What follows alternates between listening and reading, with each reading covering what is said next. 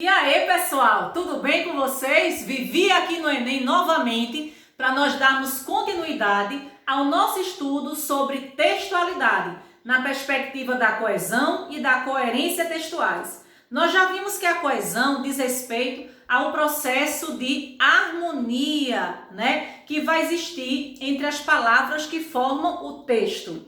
E a coerência textual? A coerência está para o sentido. A coesão está para a costura entre as partes do texto. Mas, segundo o dicionário, a coerência textual diz respeito à ligação ou harmonia entre as situações, entre os acontecimentos ou ideias. Ou seja, é uma relação harmônica, uma conexão lógica entre as partes do texto. Então, poderíamos dizer que a coesão ela funciona de forma micro, para dar ênfase à parte macro do texto, tudo bem? Então, ambas têm a ver com sentido, só que a coesão está para a gramaticalidade do texto, que vai dar ênfase ao quê? À coerência, ao sentido do texto. Para muitos estudiosos da nossa língua, o termo coerência, ele pode ser usado em sentido geral, Como eu estou usando com vocês, desde o momento em que nós iniciamos nosso assunto sobre coesão. Por quê? Porque o termo coerência, ele denota alguma forma de relação, de um discurso que pode ser estabelecido, Não só de maneira oral, como também escrita. Você já sabe que o texto diz respeito a toda unidade de sentido, que a gente faz uso no nosso universo da comunicação humana. Que os textos podem ser verbais ou não verbais, Que o texto, independentemente de sua extensão, ele precisa fazer sentido, para o seu receptor. Quando eu trago para vocês uma imagem como essa, tá certo? E uma citação, observem que ela está entre aspas. Aí alguém afirma: essa menina é um anjo. Sim. Qual é o sentido que você atribui, afinal de contas, a essa afirmativa? Ah, professora, depende de quem afirme, Concordo com você. De quem mais que depende? De quem seja essa menina, de quem seja essa criança. Ah, então vocês estão começando a chegar no ponto da coerência. Afinal de contas, a quem atribuir? Como atribuir esse ou aquele sentido ao texto? Então, conhecer apenas o significado dos signos das palavras não garante o sentido. Sim, porque o sentido, queridos, ele só vai ser captado nas situações reais em que os fatos são ditos ou, por exemplo, escritos, na comunicação efetuada entre as pessoas. Então, o sentido atribuído ao texto depende, sim, do contexto em que ele é empregado. Quem fala, para quem que fala e de quem se fala. Então, na frase como eu pontuei para vocês que essa menina é um anjo, por exemplo, nós poderíamos atribuir, por exemplo, um sentido considerando, por exemplo, a fala de um pai nervoso. Após uma brincadeira desastrosa da filha, numa situação real de comunicação, então ele está transmitindo um sentimento irônico, sarcástico não, porque se trata de um pai irônico. Essa menina é um anjo, vocês estão entendendo? Ou seja, para não dizer que a filha é espoletada, por exemplo, ou seja, invertendo o significado, Anjo, capeta, por exemplo. Então teríamos aí um texto, sim, coerente. Então, nós estamos falando que para a gente considerar um texto coerente, eu preciso, por exemplo, considerar elementos do emprego dessas palavras, se estão empregadas no sentido conotativo, denotativo. Precisamos, por exemplo, identificar se há a presença da ambiguidade, do duplo sentido, da polissemia, Ou seja, quantos sentidos eu posso atribuir ao texto. E também poderíamos pontuar para vocês acerca de coerência verbo-visual. Sim. Porque há a ocorrência de coerência verbo-visual quando há uma compatibilidade semântica com a imagem e as palavras respectivamente. Quando eu coloco para vocês essas imagens todas aqui, placas que são afixadas e que eu e vocês conhecemos muito bem, do tipo: pintamos casa a domicílio. Só faltava a frasezinha aí, gente, para gerar o absurdo total. Ué, pintamos casa, minha gente, casa já é domicílio, vocês estão entendendo? Essa segunda aqui, ó, a aberto todos os dias. Até aí não tem um problema. Mas o problema é quando você diz o descanso semanal é na terça-feira. Então, eu estou sugerindo para vocês, então, que há uma incoerência, há uma incompatibilidade, tá certo? Entre o verbal, né, e o visual. Ou seja, como é que está aberto todos os dias? Tabacaria Oliveira. Aí, olha, diversas marcas estão sendo propagadas. Aí no final ele coloca, só Jesus Cristo salva. Precisa entrar em detalhes aqui? Vocês estão entendendo? Aviso, o bar do Fritz Joinville, no momento, não está aberto porque está fechado. Precisa de detalhes, minha gente? Então, isso aí é o que a gente chama de incoerência verbo-visual. Então, por exemplo, quando eu sugiro para vocês uma imagem como esta, o que Vivi pretende, então, refletir, trazer, né, como reflexão para nós? Sim, nós já sabemos que o texto é uma unidade de sentido, onde tudo que nós falamos, onde tudo que nós escrevemos precisa ter sentido. Ou seja, precisa gerar uma situação de interação. Então, quando é que um texto comunica, afinal de contas? Então, será que toda vez que eu estou falando, por exemplo, será que o fato de eu estar aqui falando, necessariamente eu estou me comunicando com vocês? Não. Por que não, Vivi? Porque a base da comunicação é a interação, é a intelecção. Então, se não houver interação, não vai haver comunicação. E, consequentemente, vai faltar o quê, pessoal? Sentido, vai faltar coerência. Assim, precisamos estabelecer contato com a outra pessoa, inclusive com nós mesmos. É o que sugere aqui a imagem, tá certo? E o que significa interação?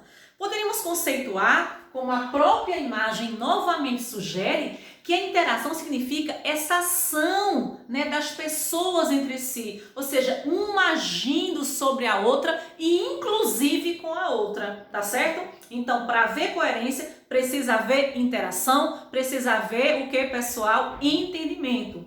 Poderíamos, então, trazer em forma de citações, tá certo? De alguns autores consagradíssimos na área, né? Coerência em duas definições. Segundo Koch, ele diz o seguinte, que coerência diz respeito a uma complexa rede de fatores de ordem linguística, não só cognitiva, como também interacional. Entenderam? Então, coerência tem a ver com rede de linguagem, não só cognitiva, como também interacional. Ou seja, comunicação, interação, consequentemente coerência. José Luiz Fiore já diz o seguinte, que coerência é a relação que se estabelece entre as partes do texto. Já chegou mais para a nossa realidade, né? Criando assim uma unidade de sentido. Mas a pergunta é, como eu perguntei para vocês no início da nossa aula, Vivi, será que há textos não coesos? Mostrei para vocês. Mas há textos incoerentes? Você lembra daquela música, Águas de Março? É pau, é pedra, é o fim do caminho, é um resto de toco, é um pouco sozinho, é um caco de vidro, é a vida, é o sol. Ah, assim como eu, vocês têm a impressão de que está faltando coesão entre as partes do texto? Vocês têm a impressão que as palavras elas estão aparentemente jogadas? É pau, é pedra, é o fim do caminho, é um resto de toco, é um pouco sozinho, é o caco de vidro. Sim, você pode até ter essa impressão. Sim, porque está faltando coesão, está faltando ligação entre as partes do texto.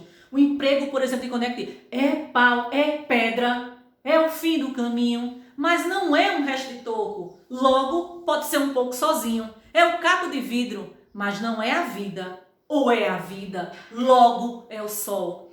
Então percebam que quando eu tenho conhecimento dos conectivos, das conjunções, eu posso estabelecer relações semânticas infinitas. Então, em Águas de Março, nós percebemos, não se preocupe que nós iremos explorar essa música de maneira mais profunda logo mais. Então, falta coesão, mas a música, no entanto, não é coerente. É coerente. Por mais que você não a entenda, você não pode julgá-la como incoerente. Então, há textos incoerentes? Qual é a posição, por exemplo, da linguística do texto a esse respeito? Sim, Marcuse afirma em um dos seus livros, 1983, né, que é claro que existem textos incoerentes, como eu já mostrei para vocês agora. Mas há outros estudiosos na área que defendem a ideia que não, né? Pois o receptor, ou seja, o ouvinte, né, ou o leitor do texto, ele faz tudo, absolutamente tudo, para entender o significado do que se propaga, como se o texto fosse sempre coerente. Então, nesse caso, nós teríamos que trazer à tona, né, colocar em jogo todo o conhecimento prévio desse receptor. Eu trouxe para vocês aqui um texto, tá certo? A letra tá pequenininha, mas é importante que vocês me escutem, tá certo? Prestem atenção, para que eu possa fazer algumas menções para vocês a partir do que vai ser lido, tudo bem? Então vamos lá. Conde Empreiteira de Mão de Obra Limitada, né? E Avenida Santos Dumont, 229, Telefax, Londrina, Paraná. Prezado senhor síndico, tudo bem? Venho por esta vos comunicar-lhe que nossa empresa é especializada em serviços de pintura de edifícios, residências, salas comerciais com finíssimo acabamento. Nossos funcionários são todos os profissionais treinados em suas funções, com seguro de vida, para oferecer-lhes a nossos clientes profissionalismo, segurança de quem tem 10 anos de tradição em pinturas. Nos garantimos nossos serviços prestados aos nossos clientes por um período de 5 anos. Responsabilizaremos pelas obrigações trabalhistas e fiscais, de modo em que o nosso pessoal que prestará os serviços de mão de obra sob seu comando. A responsabilidade civil, trabalhista e penal de danos pessoais, acidentes de trabalho serão por conta de nossa empresa prestadora de serviços. Faremos o seu orçamento sem compromisso. Consulte-nos pelo telefone Conde Empreiteira de Mão de Obra. Então vejam bem, esse texto ele foi retirado do livro Projeto Escola e Cidadania da Língua Portuguesa, Editora do Brasil. Mas na verdade, o que eu estou tentando pontuar para vocês é o seguinte: caso nós não saibamos utilizar a gramática normativa no que diz respeito ao emprego de regência, de concordância, de regência, né, de ortografia, né, o emprego da crase, como ele colocou ali, ó, a nossos clientes, profissionalismo com C, né, segurança de quem tem 10 anos, aí nós garantimos nossos serviços prestados, aí responsabilizaremos pelas obrigações trabalhistas e não trabalhistas, vocês estão entendendo? Então, o fato é que quando a gente não sabe fazer uso dos recursos gramaticais de uma língua, né, nós temos, por exemplo, pessoas que têm esse domínio. A gente pode consultar, por exemplo, os universitários, o professor Google, a professora Vivi no Enem, através do Instagram dela, do WhatsApp, que vocês já sabem, né? Então, é importante que respeitemos, né, esse conhecimento, esse pressuposto que nós precisamos ter da língua para que a gente possa garantir a credibilidade necessária à empresa, ao serviço que é prestado. Porque quando ocorre esse tipo de inadequação, num texto como esse, que tem um teor comercial, propagandístico, né, faz com que a coerência, como eu coloquei para vocês, a credibilidade e a confiança seja quebrada.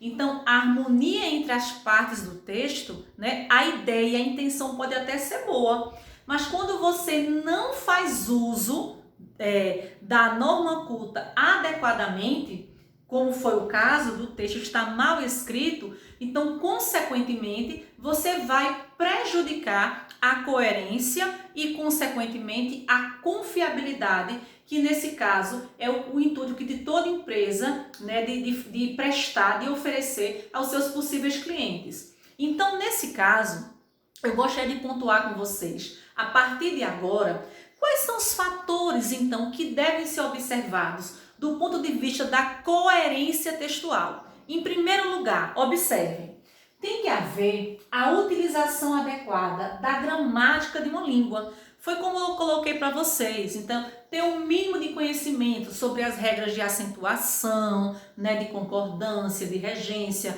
acerca do emprego da crase, ortografia, tá certo? Segunda questão, é importante notar o conhecimento de mundo compartilhado por emissor e receptor. Então, de maneira nenhuma, você pode subjugar o seu interlocutor, né? Você não pode, mas isso não vai nem ser visto, isso não vai nem ser percebido. Não julgue o seu interlocutor.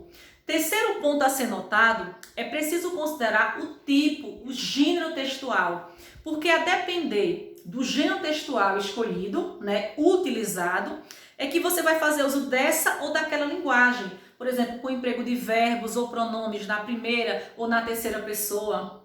Então, a escolha das palavras, né, o nível de linguagem, né? Então, por exemplo, se você vai fazer uso de gírias, né? Se você pode fazer uso, por exemplo, de uma variante coloquial da língua popular, né? E também, outro ponto muito importante que os alunos, né, costumam esquecer é considerar aquele fator de textualidade chamado de intertextualidade. Sim, então muitas vezes a gente pode julgar um texto como não coerente por desconhecer esse fator de textualidade chamado de intertextualidade. Vivi, e o que é intertextualidade afinal de contas? Primeiro, onde é que acontece? Na música, nos poemas, na poesia, né? No cinema. Então, a intertextualidade ela ocorre toda vez que há uma necessidade de se fazer menção, de dialogar, de conversar com um texto, com outro texto, com um texto alheio. Né? Então, a gente percebe muito isso no nosso dia a dia, no cotidiano, né? Então, textos que fazem menção, direta ou indireta, a outros textos, né? Como o próprio nome sugere, intertextualidade é quando um texto está dentro de outro, está sobre outro, ele se relaciona, ele conversa com o outro, tudo bem? Você lembra de Meus 8 Anos? Casimiro de Abreu, século XVI, contexto do romantismo? Oh, que saudades que eu tenho da aurora da minha vida, da minha infância querida, que os anos não trazem mais. Que amor, que sonhos, que flores, naquelas tardes fagueiras, à sombra das bananeiras e debaixo dos laranjais. Casimiro de Abreu, considerando o contexto do romantismo brasileiro. Mais tarde, século XIX, Oswald de Andrade também produz o mesmo título, com a mesma temática, né? Oh, que saudades que eu tenho da aurora da minha vida, da minha infância querida, que os anos não trazem mais. Lá naquele quintal de terra, na rua de Santo Antônio, debaixo das bananeiras, mas sem nenhum laranjais. O que vocês percebem? O que há em comum entre eles? Para começo de conversa, o saudosismo. Diferença é que no primeiro texto, por Casimiro, vocês percebem que a questão do saudosismo, da idealização, é muito perceptível através dos versos que amor, que sonhos, que flores. Vocês estão entendendo? A idealização, talvez essa infância não fosse tão maravilhosa assim, mas a idealização proposta por Casimiro nos faz pensar, nos faz sentir, nos faz imaginar. Ao contrário de Oswald, poeta modernista, a poesia para eles precisa ser cotidiana, realista, vocês estão entendendo? Ou seja, os versos, as palavras, a escolha lexical precisa sugerir o cotidiano, ou seja, da melhor forma possível, tá certo? Então quando ele diz lá naquele quintal de terra, na rua de Santo Antônio, sem nenhum laranjais, mas mesmo assim existe o que? Saudade dessa realidade, vivenciada com dificuldade, sem nenhum laranjais. Então, para muitos, pode até parecer sem sentido. Debaixo das bananeiras, mas sem nenhum laranjais. Qual a relação que existe entre bananeiras e laranjais? Então, quando você conhece o texto original, Casimiro, o contexto de realização do romantismo, aí você aprende a não julgar como incoerente a poética de Oswald de Andrade. Debaixo das bananeiras, mas sem nenhum laranjais. Então, o que é importante considerar? As pessoas a quem dirigimos os nossos textos deverão fazer uso de intertextualidade. E, Vivi, como é que eu vou saber o que é intertextualidade? Minha gente, intertextualidade é conhecimento de mundo puro. Porque eu vou fazer essa ligação do texto C para contexto B para contexto A quando eu tenho conhecimento de mundo, né? Então, todo o meu conhecimento histórico, geográfico, né, ideológico, vai fazer valer nesse momento. Então, de alguma forma, essa ligação depende muito do conhecimento de mundo que os interlocutores possuem, para que você possa julgar esse texto como coerente ou incoerente, mas julgar não no sentido pejorativo. Por exemplo, vocês lembram de Canção do Exílio? Oh, que saudades! Não, aqui é Casimiro, perdão, né? Minha terra tem palmeiras, onde canta o sabiá, as aves que aqui gojeiam, não gojeiam como lá. Todo mundo conhece esta poética de Gonçalves Dias, né? Essa idealização que existe em torno desta terra, né? Ai, meu Deus, eu não acredito. Minha terra tem palmeiras, onde cantam os sabiás. As aves que aqui gojeiam, não gojeiam como lá. Me faz pensar, sabe o quê? Que talvez essas aves não cantassem nem tão bem assim. Mas a saudade que eu tenho é tão grande, o saudosismo é tão grande, que ele termina dizendo: não permita, Deus, que eu morra sem que eu volte para lá, sem que eu desfrute os primores que tais não encontre eu cá.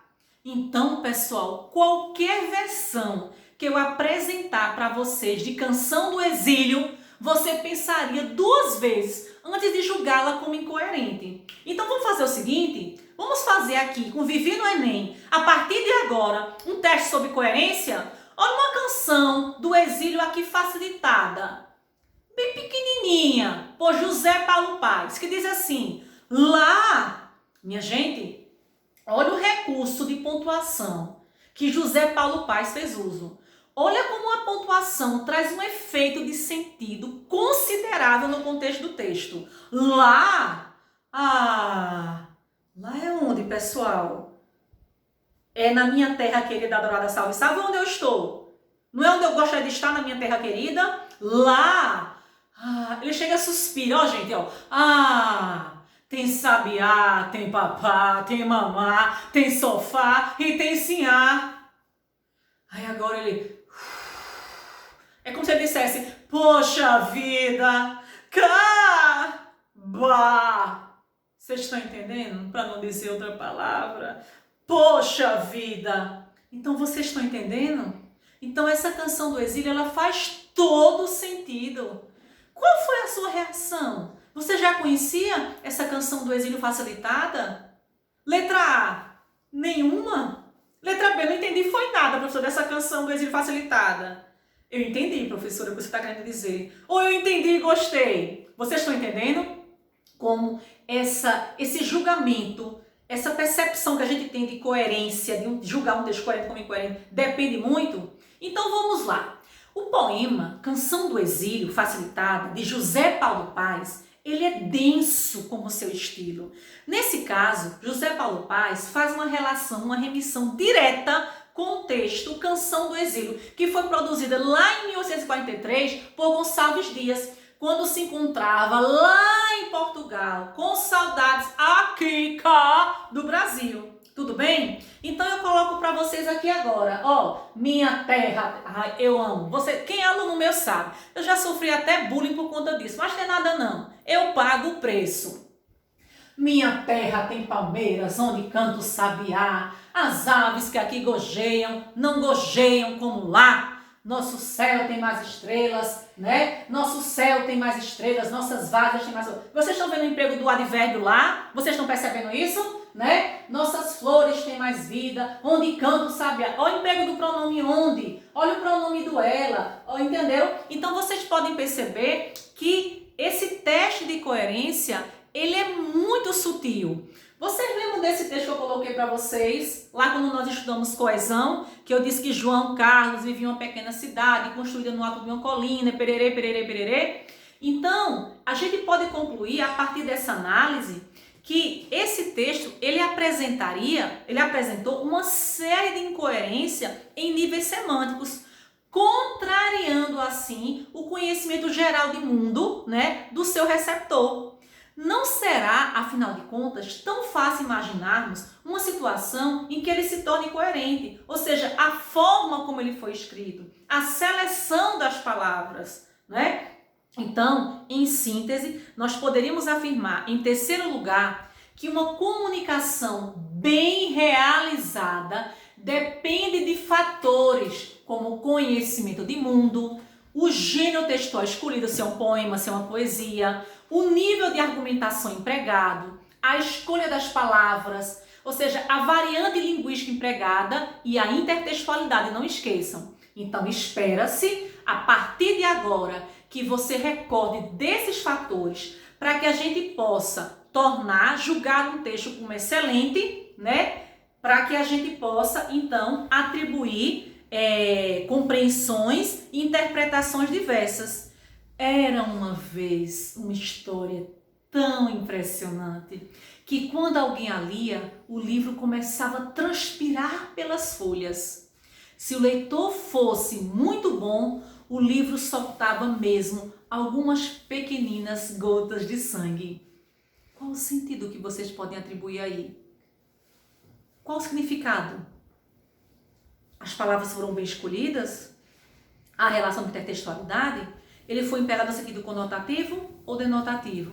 Gostaram da aula de hoje? Então, por aqui, a gente fez o nosso estudo sobre coerência textual, parte 1.